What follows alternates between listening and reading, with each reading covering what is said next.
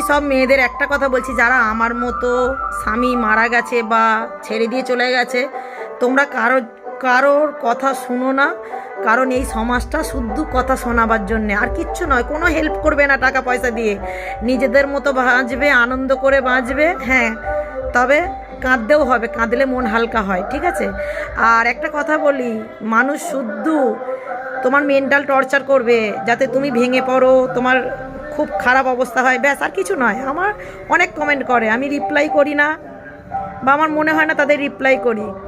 दुनिया का सब लोग खराब है, बस टॉर्चर टॉर्चर और टॉर्चर। बस खुद का हस्बैंड खुद का नहीं हुआ, खुद का परिवार खुद का नहीं हुआ, तो कौन अपना है?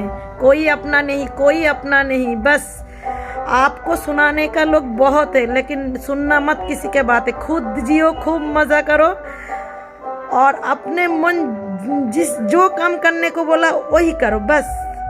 हाँ, तो सच्चे दिल से करना, दिल में कोई खोट मत रखना।